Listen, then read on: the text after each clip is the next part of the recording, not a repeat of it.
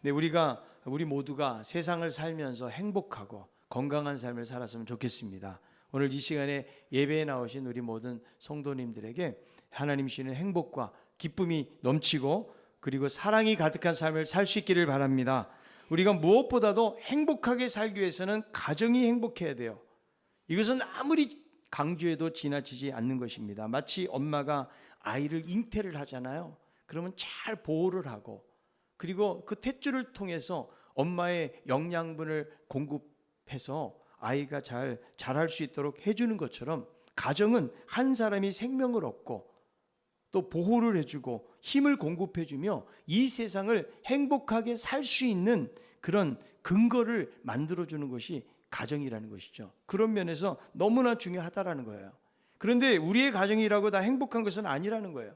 어떤 가정은 행복하고 어떤 가정은 불행한 삶을 살아가는 그런 가정도 있다는 것이죠.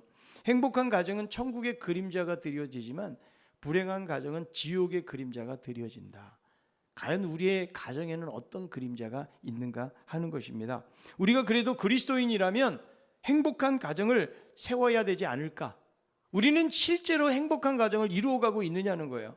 저도 목회를 하면서 많은 믿는 사람들의 가정을 위해서 기도하고 또 돌보려고 하지만 정말 행복한 삶을 살아가는 가정이 얼마나 될까? 때로는 이런 생각도 하게 되어집니다.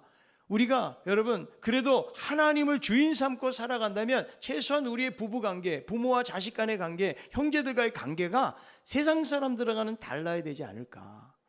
좀 더 행복해야 되지 않을까 하는 것입니다. 그런데 여전히 교회를 다니고 신앙생활을 하면서도 가족 간의 관계 때문에 힘들어하고 그리고 또 불행하다고 여기고 가정을 지옥처럼 여기면서 사는 사람들도 있다라는 것이죠.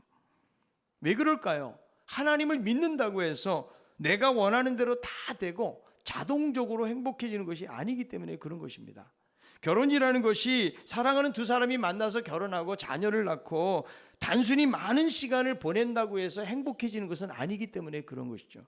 우리가 알아야 될 것은 이 행복이라는 가치를 얻기 위해서는 수많은 수고와 희생과 노력이 필요하다는 것이죠. 사랑이라는 것이 그냥 이루어지는 것이 아니라는 것입니다. 여러분 만약에 우리의 가정에 문제가 있다면 이것은 하루아침에 해결되지 않습니다. 기도를 몇 마디 했다고 해서 해결될 일이 아니라는 거예요. 하나님을 의지하면서 가정의 회복을 위해서 포기하지 않고 함께 견뎌주고 기도하면서 우리가 그렇게 살아갈 때에 행복은 찾아오게 된다는 거죠. 그리고 무엇보다도 우리 모두가 행복한 가정을 이루기 위해서는 우리 믿는 사람들은 다른 것을 붙잡는 것이 아니에요. 세상에 있는 어떤 행복하게 만들어주는 것과 같은 것을 붙잡는다고 행복해지는 것이 아니고 하나님의 말씀을 붙잡아야 돼요. 아멘. 이 말씀이 우리의 감정보다 우리의 환경보다 우리의 삶보다 더 위에 있기 때문에 그 말씀을 붙잡고 살 때에 행복은 찾아오게 된다는 것이죠. 저는 5월 가정의 달을 맞이하면서 첫 번째 주에는 자녀들에 대한 말씀을 나눴고 지난주에는 부모에 대한 말씀을 나눴습니다. 오늘은 좀 부부에 대한 말씀을 좀 여러분들하고 나눠보려고 하는 것입니다. 가정의 가장 기본은 부부에서 출발해요. 그러니까 가장 중심에 부부가 서 있는 것이죠. 부부가 온전하게 서 있지 못하다면 그 가정도 온전하게 설 수가 없는 거예요. 이 부부 두 사람이 어떻게 사느냐에 따라서 우리의 가정은 얼마든지 달라질 수가 있다는 것이죠. 그런데 여러분 살아보아서 알겠지만 부부가 두 사람이 마음을 같이 해서 산다는 것이 여러분 쉽습니까? 어렵습니까? 결혼 생활을 해보신 분들은 알 거예요. 여러분 결혼해서 사는 것이 정말 행복합니까? 아니면 지긋지긋합니까?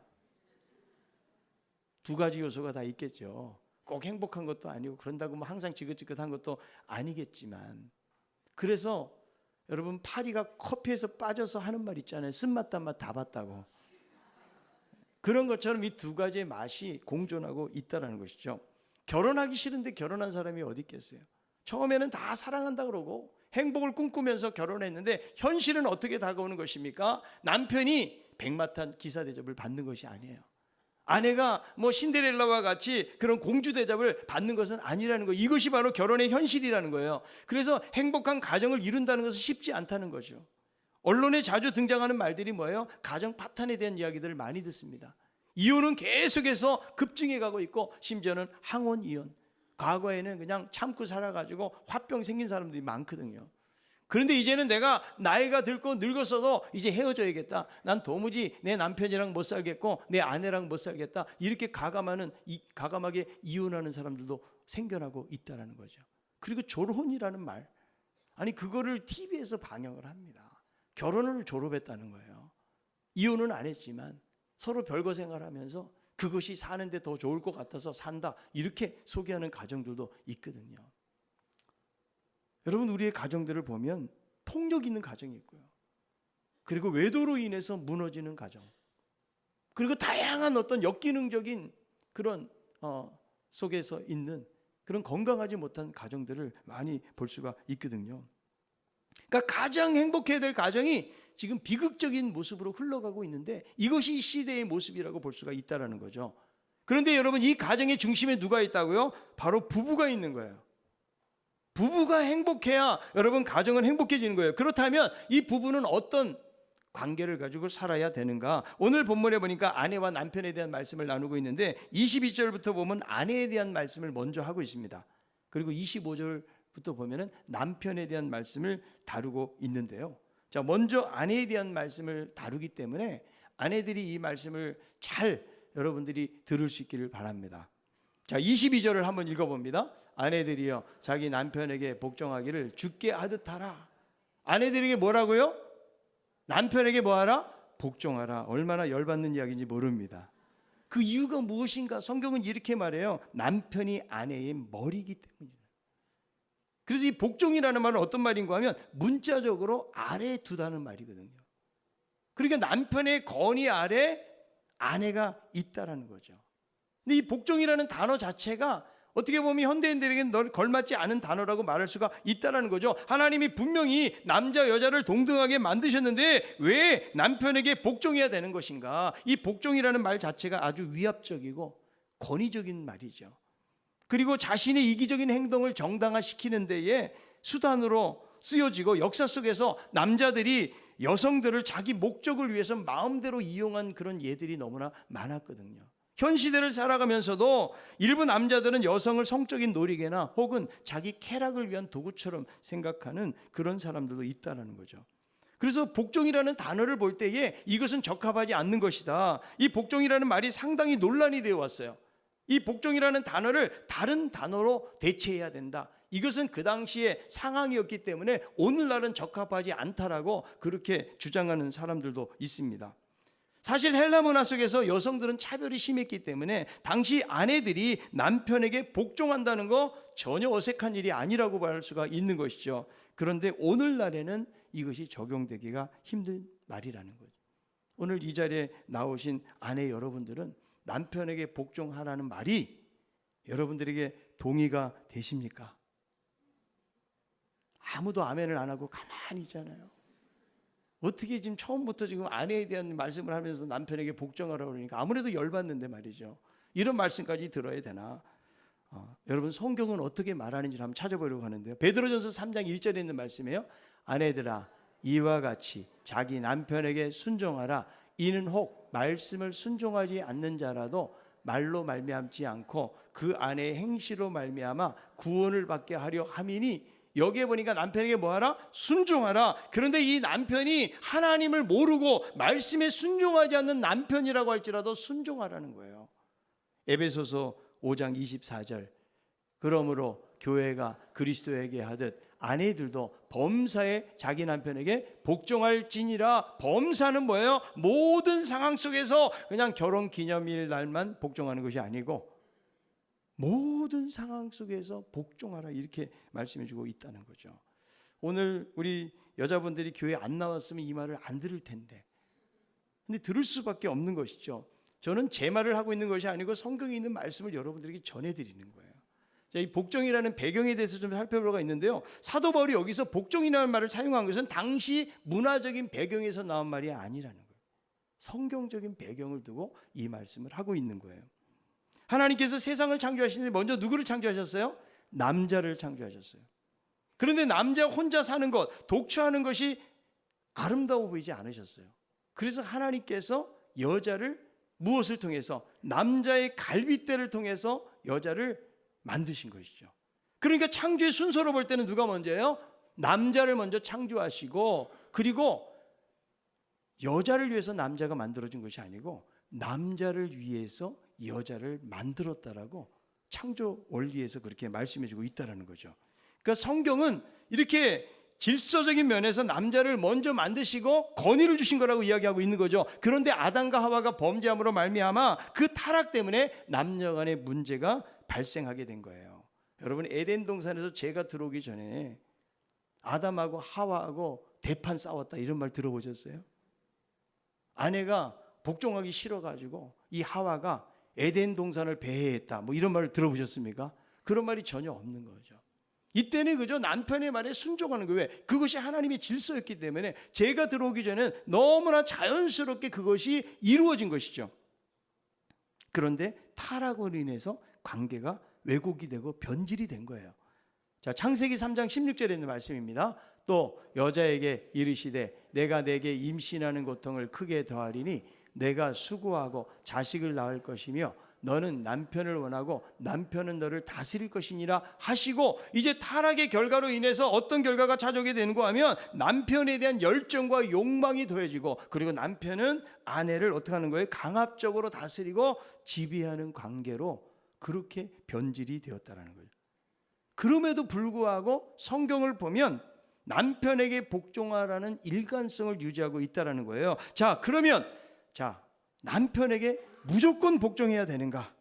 여러분 잘 들어야 돼요. 여기서 졸면 안 됩니다. 잘 드셔야 돼요. 자, 이 원리는 오늘 말씀해 보니까 아내들에게만 이 말씀을 하고 있는 것은 아니라는 거예요. 에베소서 5장 21절에 있는 말씀 한번 봅니다. 그리스도를 경외함으로 피차 복종하라. 이 말씀은 성령 충만에 대한 말씀을 지금 에베소 5장이 하고 있는데, 우리 모두는 서로가 복종하는 삶을 살 것을 말해주는 거죠. 그러니까 아내만 남편에게 복종하는 것이 아니고 남편도 아내에게 서로 복종하는 삶을 사는 것, 이것이 바로 성령 충만의 결과라고 말씀해주고 있다는 거예요. 여러분, 부부가 성령의 인도함을 받잖아요. 그러면 피차 복종하게 돼요. 그런데 성령의 인도함을 받지 않으면 피차 원망하고 대들고 싸우게 되는 거예요. 우리의 부부 관계가 원망하고 서로 무시하고 상대방을 잘 받아주지 못하고 있다면 우리는 성령의 인도함을 제대로 받지 않고 있다는 사실을 우리가 말씀을 통해서 알 수가 있는 거예요. 그렇다면 이 복종이라는 단어를 왜 아내에게 이렇게 말하고 있는가? 초대교회에 일부 여자들이 가르치고 권면하는 일을 하게 되었는데, 그러다 보니까 때로는 남자들 위에 군림하게 되고 교회 안에 혼란과 무질서가 야기가 된 것이죠. 사실 여러분, 성경을 보면 여성들이 남자보다 열등하다고 가르치지 않고 있다는 거예요. 가르치는 일들도 골로새 3장에 보니까 모든 성도들이 다 피차 권면하고 가르치라. 남자만 가르치라는 것이 아니에요. 여자들도 피차 권면하고 가르치라고 이야기하고 있는 거예요. 여성들도 자신의 은사를 가지고 가르칠 수가 있는 거예요.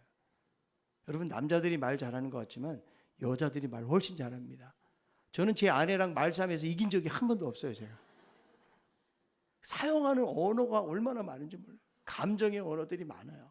근데 저는 몇 가지 하다 보면 단순해가지고 말싸움에 절대로 이길 수가 없기 때문에 남자들 함부로 여자하고 말싸움할 생각하지 마세요. 하나님이 이미 그렇게 만들어 놓으셨기 때문에 말싸움하면 안 된다는 것이죠. 사실 여성들은 자신의 은사 가지고 정말 언어를 많이 구사하니까 강의도 잘하고 가르침 잘하는 여성들이 많이 있는 것을 알 수가 있거든요. 이 기독교만큼 여성의 지위를 높여준 종교는 없다고 말할 수가 있는 것이죠.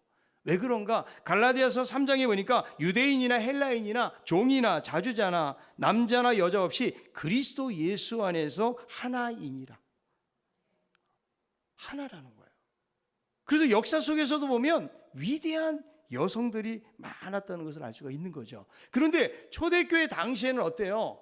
사회에서는 남편에게 복종할 수밖에 없는 관계, 어떻게 보면 좀 지배적인 구조 속에서 살았는데, 교회라는 공동체에 와보니까 남녀 평등을 이야기하고 있잖아요. 하나님이 동등하게 만드셨다.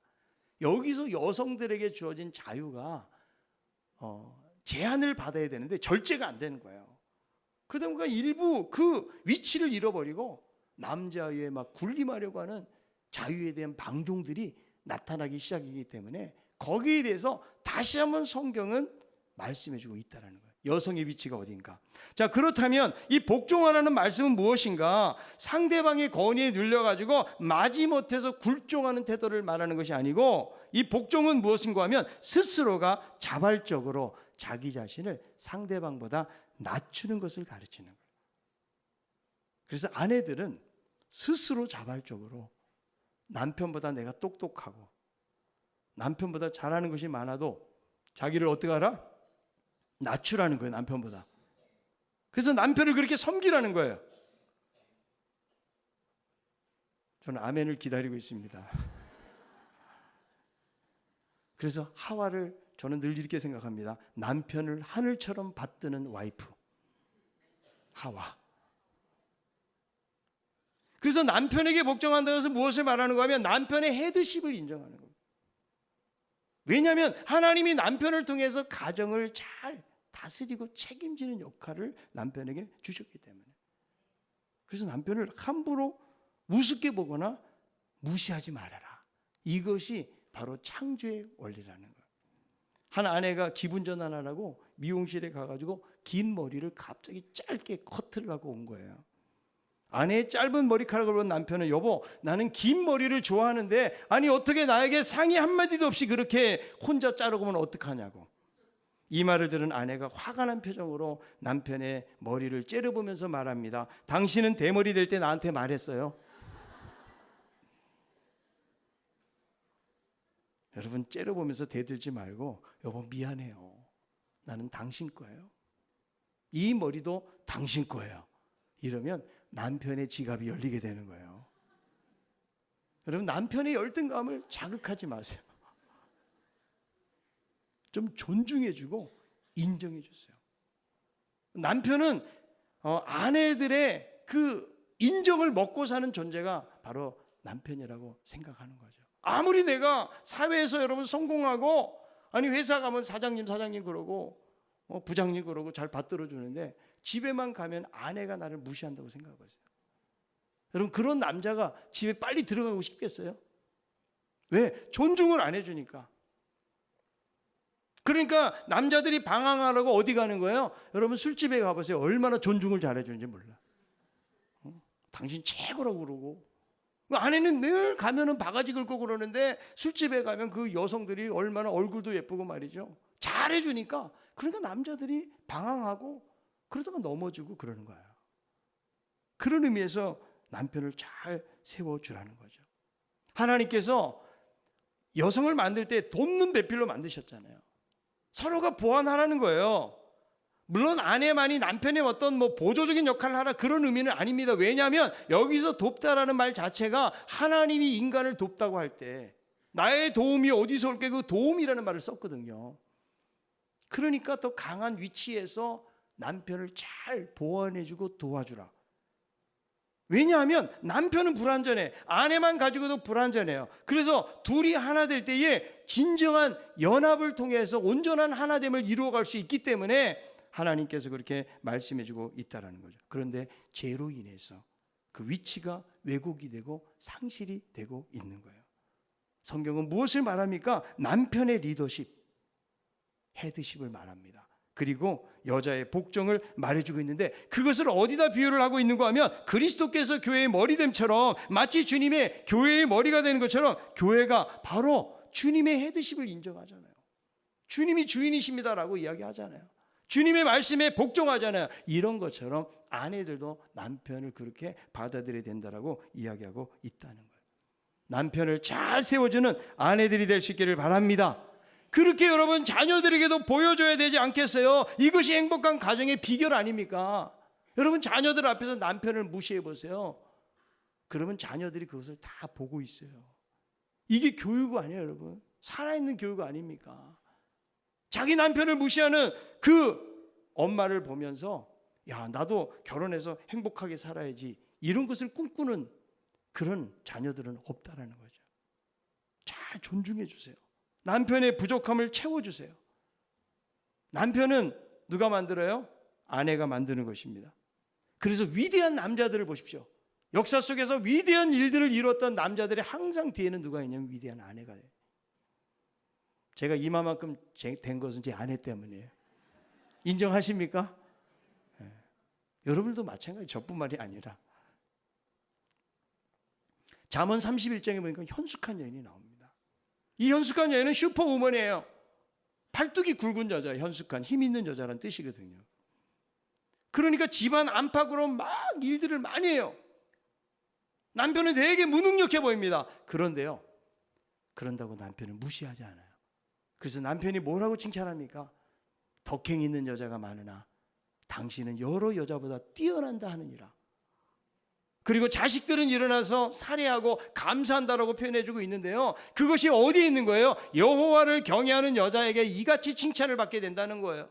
고운 것도 아름다운 것도 거짓되고 헛되지만 하나님을 경외하는 여인에게는 이런 삶의 모습이 나타난다는 거죠. 그러니까 아내들이 믿음이 좋다는 게 뭐예요? 그냥 교회 생활 열심히 하는 게 믿음 좋은 것이 아니에요. 가정에서 여러분의 남편을 존경하라는 거예요. 무시하지 말고 잘 세워주라는 거예요. 그럴 때, 그리고 잘 복종하라. 그럴 때에 행복한 가정을 이루어진다라고 말씀해주고 있다는 것이죠. 자, 이제 남편에게 말씀드리고 싶습니다. 여지껏 아내들이 말씀 듣느라고 너무 고생이 많았어요. 이 남편들이 들을 차례입니다. 에베소서 5장 25절에 있는 말씀. 남편들아, 아내 사랑하기를 그리스도께서 교회를 사랑하시고 그 교회를 위하여 자신을 주신 같이 하라. 남편은 아내를 어느 정도 사랑해야 되는가? 그리스도께서 교회를 사랑하시고 자기 자신을 죽음의 자리에 내어주신 것처럼 사랑하라. 그러니까 쉽게 말하면 아내를 죽도록 사랑하라. 왜 아내가 아멘합니까? 아내를 죽도록 사랑하라.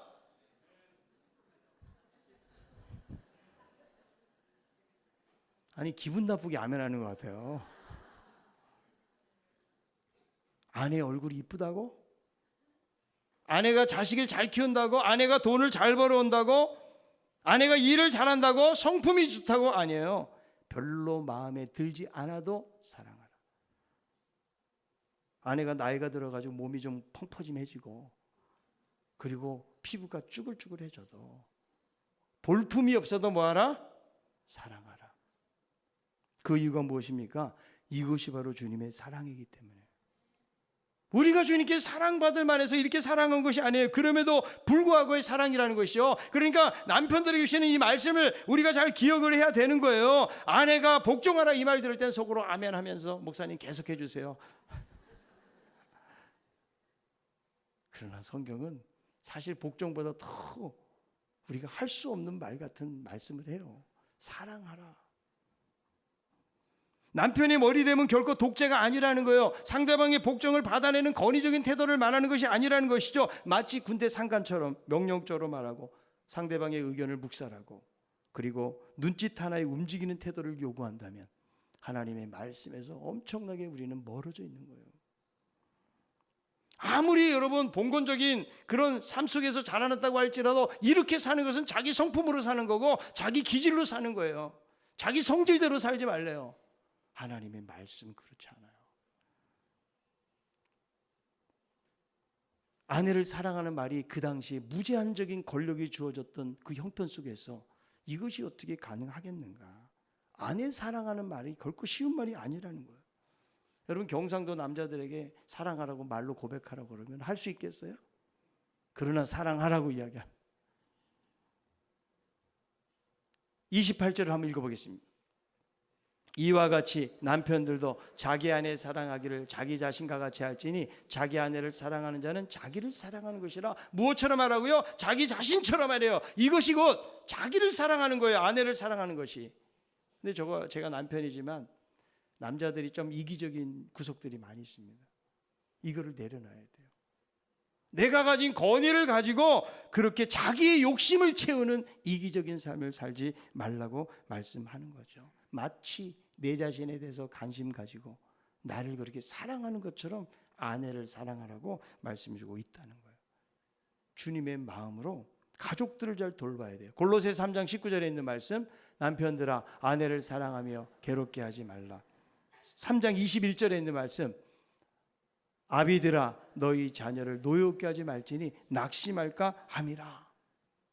그래서 아내를 괴롭게 하지 말고 또 자녀들을 노엽게 하지 말아라.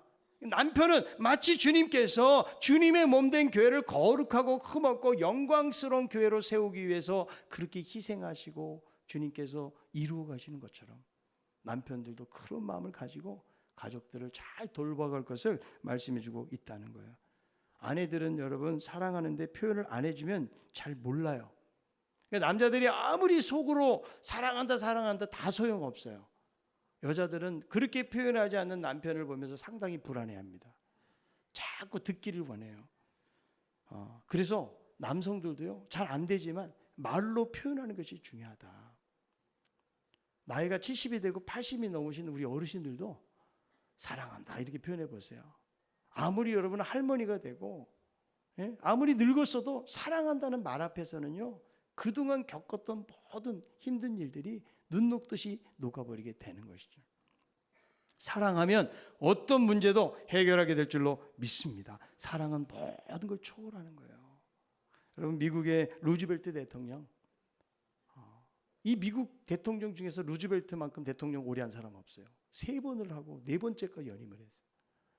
그런데 이 사람이 처음부터 그렇게 장애가 된 것이 아닙니다. 39살 때 별장에서 쉬다가 찬물에 빠지게 되었는데 거기서 소아마비가 발병하게 됩니다. 그런데 얼마나 절망스럽겠어요. 그 젊은 나이에. 근데 그 옆에서 지켜주던 엘리나, 이 아내가 큰 역할을 한 것이죠. 비가 그치고 맑게 어느 날에 휠체어에다가 남편을 태우고서 바깥에 산책하러 나갑니다. 아무 말 없이 하늘만 쳐다보는 남편에게 엘리나가 말합니다. 비가 온 뒤에는 반드시 맑은 날이 찾아오는데 당신도 마찬가지예요. 여보, 너무 낙심하거나 절망하지 마세요. 뜻하지 않는 병 때문에 이렇게 다리의 장애를 얻게 되었지만 당신은 변한 것 하나도 없어요. 우리가 좀 더 힘을 냅시다. 이 말을 듣고 있는 루즈벨트가 헌신적으로 간호하는 엘리나에게 말합니다. 이렇게 장애가 있는데 그래도 나를 사랑하겠어. 여기에 대해서 엘리나는 웃으면서 대답합니다. 아니, 그런 섭섭한 말을 왜 합니까? 내가 지금까지 당신의 2 다리만을 사랑한 것 같아요. 이 재치 있는 말에 루즈벨트도 웃었고, 그러면서 미국의 아주 훌륭한 정치인으로서 역할을 감당할 수가 있었다는 거죠. 부부는 여러분 서로 사랑해야 돼요. 조건이 맞아서가 아니라는 거예요. 특별히 남편은 아내를 사랑하되 주님처럼 사랑하라고 말씀해주고 있다는 거예요. 주님처럼 모든 걸 희생하고 자기 스스로가 자기 몸을 사랑하고 돌보는 것처럼 그렇게 아내를 사랑하고 돌보라고 말씀해주고 있다는 거죠. 이 말씀을 보면서 나는 그래도 아내를 좀 사랑하는 것 같아, 이런 생각이 잠깐 들었다가도 그리스도께서 사랑하듯이 이 말 앞에 아무런 할 말을 잃어버리게 되어집니다. 그래서 남편들은 이제 직장 끝나고 집에 갈 때 그때 마음속으로 결단을 하고 가야 돼요. 어떤 결단입니까? 내가 이제 집에 가서 아내를 사랑하리라. 이 결단을 안 갖고 가잖아요. 그럼 남자들은 피곤해가지고 바깥에서 지쳐가지고 그냥 집에 가서 쉴 생각만 해요. 그러다 보니까 그 안에서 부부지간에 서로 불만과 어려움들이 생겨날 때가 많이 있거든요. 사무엘하 6장 20절에 보니까 다윗이 자기의 가족에게 축복하려고 집으로 갔다는 말씀이 나오거든요. 다윗은 축복하기 위해서 집에 갔다는 거예요. 우리들도 내가 아내를 사랑하겠다, 내 자녀를 사랑하겠다, 이런 마음으로 다시 한번 마음에 결단하고, 그리고 내가 아내를 사랑하리라, 그렇게 아내를 만난다면 아내를 더 사랑할 수 있지 않을까, 그런 생각을 하게 되는 것입니다. 존 스토트는 주님의 머리됨에 대해 설명하면서 지배보다는 돌봄을, 통치보다는 책임을 나타낸다고 말씀해 주었습니다. 자, 오늘 이 말씀을 통해서 아내들은 과연 나는 아내로서 남편의 리더십과 헤드십을 과연 존중하고 무시하지 않고 그렇게 순종하고 있는가? 남편들은 아내를 사랑하되 자기 자신을 사랑한 것처럼, 마치 주님께서 교회를 사랑하는 것처럼 그렇게 목숨 버려서 아내를 사랑하고 있는가? 이것을 돌아보는 시간이 되기를 바랍니다. 오늘날 여러분, 파국을 맞이하는 가정들의 가장 큰 문제가 무엇인지 아십니까? 지도력 부재와 그리고 애정 결핍이에요. 그러니까 결국 뭐예요? 하나님 말씀대로 살지 않았기 때문에, 남편을 존중하지 않고 그리고 아내를 사랑하지 않았기 때문에 가정들이 이렇게 깨어지고 문제가 생기는 거예요. 가정의 행복은 어디서 오는 것입니까? 하나님의 말씀을 쫓아갈 때 거기서 오는 거예요. 우리가 여러분 행복해지기 위해서 행복을 쫓아가면 행복은 오지 않아요. 그러나 하나님의 말씀의 원리를 따라 거룩을 쫓아가면 행복은 자동적으로 찾아오게 될 줄로 믿습니다. 서로 복종하고 사랑하는 관계가 될 때에 행복은 찾아오게 되는 것입니다. 자기를 먼저 생각하고 돌보기보다는 지배하려고 하고 책임지기보다는 자기 욕망대로 상대방을 컨트롤하려고 할 때, 그럴 때 가정은 불행하게 되어지는 것입니다. 이번 주에 저희 부부 결혼기념일이 있습니다. 며칠인지 잘 모르시죠? 26주년을 맞이하는 결혼기념일이 있는데요. 어제 우리 한선교사님 아들 부부가 너무 장례 감사하다고 잠깐 밤에 또 찾아왔어요. 잠깐 만나면서 이제 그 가정을 결혼한 지 한 3년 됐고 이제 아기를 출산할 날이 얼마 남지 않았습니다. 그러면서 아내가 하는 말이 목사님을 부부를 보면 참 다른 것 같은데 너무 잘 맞는 것 같아요 이러더라고요. 제가 속으로 26년 걸렸다. 이게 뭐 하루아침에 맞아지는 게 아니에요. 여러분 살면 살수록 남자와 여자는 너무 달라도 너무 달라요. 생각이 다르고 말이 다르고 어떤 이 상황에 대한 태도가 너무 다른 거예요. 그러니까 내가 양보하고 배려하고 상대방을 생각해주는 마음이 없이는 하나 된다는 것이 얼마나 어려운 것인가. 여러분 목사 부부라고 자동적으로 행복해지는 게 결코 아니에요. 여러분들이 교회에 어떤 직분을 가지고 있고 내가 신앙생활을 오래 했기 때문에 우리 부부관계도 건강하리라, 이것은 여러분 착각입니다. 서로가 희생하고 섬기는 마음이 있어야 되고, 그리고 오늘 이 말씀을 통해 가지고 부부 건강과 행복의 진정한 비결이 무엇이냐? 이것은 바로 성령의 인도함을 받는 거예요. 성령 충만을 받으면 서로 지배하고 다스리는 것이 아니고 복종하고 사랑하고 섬기는 관계로 되어질 수가 있는 거예요. 여러분 어떻게 남편에게 복종할 수 있나요? 남편이 좀 능력 있고 괜찮으면 복종할 만도 한데, 내가 볼 때도 별 볼 일 없는데 어떻게 남편에게 복종하는가? 어떻게 볼품없는 아내일 수도 있고요, 내가 볼 때 부족함이 많이 보이는 그 아내를 어떻게 사랑할 수가 있겠습니까? 그런데 성령의 인도하심을 받고 성령 충만해지면 그런 아름다운 관계가 된다고 성경은 이야기해주고 있는 것이죠. 여러분 나이가 많이 드신 우리 어르신 부부도 이거 젊은 사람들에게만 통하는 말씀이 아니에요. 성경은 어떤 상황 속에서도, 그래서 노부부일수록 서로가 사랑한다고 고백하고 정말 좋은 영적인 친구가 되어서 함께 그 길을 걸어간다는 거, 이게 보통의 축복이 아니라는 것이죠. 그렇게 아름답게 사랑하는 관계를 가지고 산다는 거, 이것이 얼마나 감사한 일인지 모르겠습니다. 여러분 우리 모두에게 각자의 형편이 있습니다. 가정에 많은 어려움들이 있을 거고 부부관계 서로 간에 많은 문제를 우리가 안고 살아갈 수가 있지만, 그럴 때에 우리는 그럴수록 하나님의 말씀의 원리를 붙잡고 그리고 성령의 인도하심을 받는다면 우리의 가정 속에 진정한 행복은 주어지게 될 줄로 믿습니다. 여러분 내가 노력하고 열심히 하는 것만 가지고 절대 행복은 찾아오지를 않아요. 우리 한 사람 한 사람이 성령 충만한 삶을 살아야 돼요. 그리고 우리 가운데 이렇게 부부가 되지 않고 혼자 외롭고 힘들게 살아가는 분들도 많이 계시잖아요. 신랑 되신 주님을 바라보고 우리의 가족 관계도 진정한 관계가 행복을 만든다. 이것은 부모와 자식 간의 관계뿐만 아니라 형제들 간의 관계, 우리 성도들과의 관계, 이 모든 관계 속에 적용이 되어진다. 여러분 주님은 우리들이 불행한 삶을 살기를 원치 않으세요. 서로가 하나 되고 양보하고 그리고 섬기고 사랑하는 삶을 살기를 주님은 원하고 계시다라는 거예요. 그런데 죄로 인해서 왜곡되어지고 내 위치가 어딘지 모르고 우리가 그렇게 살아간다면 우리는 세상 사람들이 경험하는 그런 불행들을 똑같이 경험하면서 살아갈 수밖에 없다라는 거예요. 오늘 여러분 이 말씀의 원리를 다시 한번 붙잡으십시오.